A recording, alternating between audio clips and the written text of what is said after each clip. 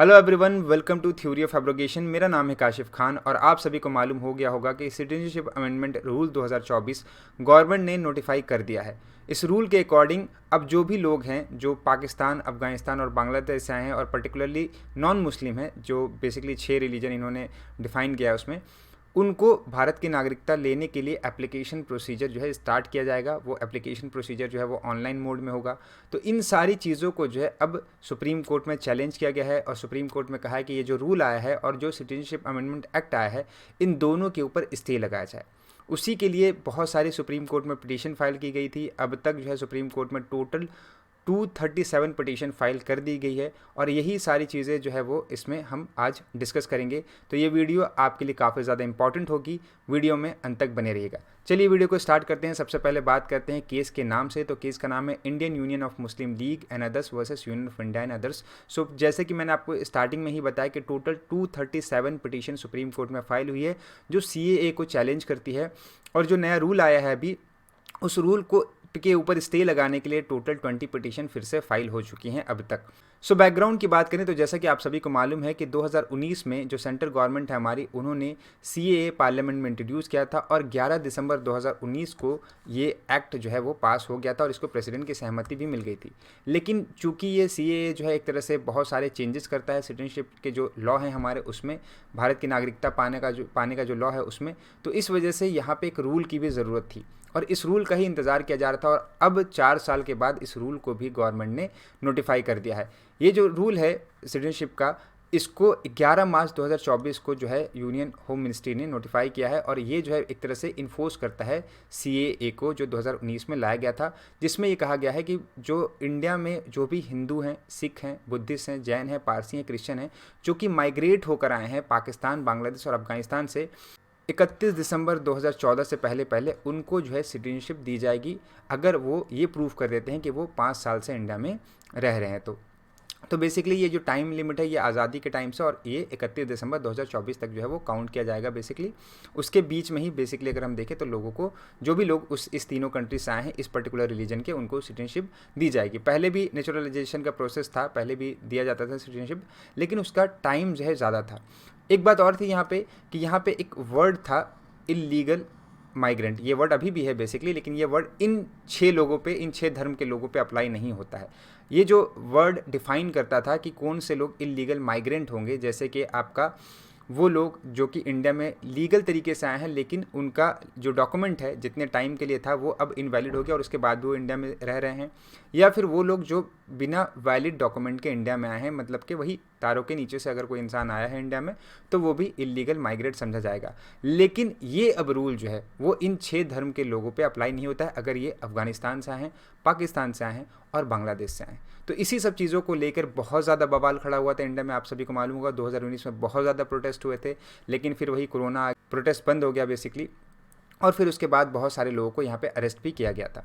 तो बेसिकली अगर हम बात करें यहाँ पे इस रूल की, जो नया रूल अभी 2024 का आया है, तो ये रूल बेसिकली बात करता है एक फॉर्मेशन ऑफ एम्पावर्ड कमेटी की और एक डिस्ट्रिक्ट लेवल कमेटी की, जो बेसिकली ये सिटीजनशिप जो है वो के लिए एप्लीकेशन को लेंगे ऑनलाइन पोर्टल के थ्रू। ये यूनियन टेरिटरी पे और स्टेट लेवल पे जो है ये कमेटी को बनाया जाएगा, जो कि सिटीजनशिप ग्रांट करेंगे इन 6 धर्म के लोगों को जो उस 3 कंट्री से बेसिकली आए हैं। ये नोटिफिकेशन जो है वो इशू किया गया है in exercise of power under section 6B of the Citizenship Amendment Act 1955।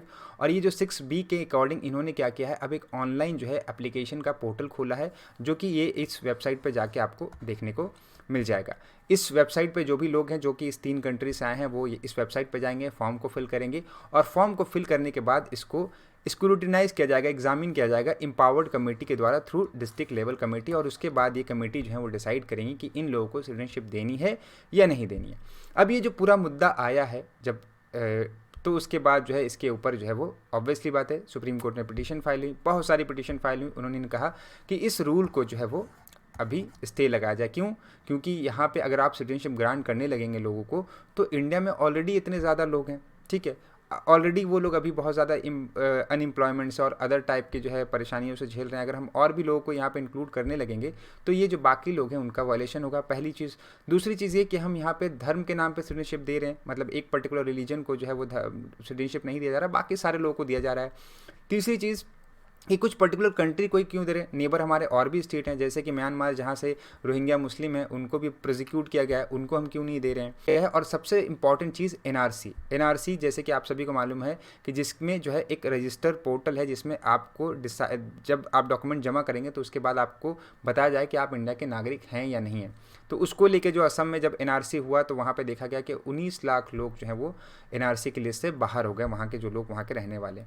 तो इसको भी लेके एक बहुत ज़्यादा इशू बना कि अब 19 लाख लोगों में जो बाकी नॉन मुस्लिम्स हैं वो तो सीए के थ्रू जो है वो अपना सिटीजनशिप ले लेंगे इंडिया की, लेकिन जो मुस्लिम है वो कहाँ जाएंगे। तो इस सब चीज़ों को भी लेकर एक मुस्लिम तबका जो है वो परेशान है, उसको भी डर लगता है कि क्या उसकी सिटीजनशिप खो जाएगी। लेकिन गवर्नमेंट यहाँ पे एश्योरेंस दे रही है कि जितने भी मुस्लिम हैं इंडिया में, आबादी जो है 18 करोड़ के आसपास, 18 से 20 करोड़ के आसपास, उनकी सिटीजनशिप जो है वो ख़त्म नहीं होगी, उनकी नागरिकता ख़त्म नहीं होगी। लेकिन डर अभी भी सबके अंदर बना हुआ है। इस वजह से बहुत सारी पिटीशन सुप्रीम कोर्ट में फाइल हुई, जैसा कि मैंने आपको बताया 237 पिटीशन जो है वो सीए को चैलेंज करती है, और जिसमें से 20 पिटीशन जो है वो स्टे की बात करती है कि इनके ऊपर स्टे लगाया, जो अभी का जो रूल आया है। इस केस को जो है सुप्रीम कोर्ट की फुल बेंच सुन रही है, जिसमें chief justice of India DY Chandrachud साहब हैं, JB पारदीवाला साहब है और जस्टिस मनोज मिश्रा साहब हैं। और यहाँ पे अभी इन लोगों ने इसके ऊपर स्टे नहीं लगाया। तो अभी जो जजमेंट आया है 19 तारीख को, उसमें इन्होंने स्टे नहीं लगाया है। सेंटर ने कहा था कि हमें 4 हफ्ते का टाइम चाहिए इतनी सारी पिटीशन को रिप्लाई करने के लिए। लेकिन हालांकि इतनी पिटीशन पहले ही फाइल हुई थी, तो यहाँ पे जो एडवोकेट्स थे जो सीए को और सीए के जो रूल है उसको जो चैलेंज कर रहे थे, उन्होंने कहा कि उतने टाइम से पिटीशन फाइल की गई, आपको पहले ही टाइम बहुत मिल चुका है, अब आपको और ज़्यादा टाइम ना दिया जाए। तो इसलिए जो है यहाँ पे कोर्ट ने सिर्फ और सिर्फ 2 हफ्ते का इनको टाइम दिया है जो स्टे की एप्लीकेशन है उनका रिप्लाई देने के लिए, और कहा है कि 5 पेज का आपको रिप्लाई देना है, इतना ज़्यादा बड़ा रिप्लाई नहीं देना है आपको। और यहाँ पे जो अदर पिटीशन है उसके भी 5 पेज का आपको रिप्लाई देना है 8 अप्रैल से पहले पहले। और अब जो है इस केस की हेयरिंग जो है वो 9 तारीख को लगा दी गई है। तो 9 तारीख को अब इस केस की नेक्स्ट हेयरिंग होगी। अब उस दिन डिसाइड होगा रिप्लाई को देखने के बाद कि इसके ऊपर स्टे लगेगा या इसके ऊपर स्टे जो है वो नहीं लगेगा।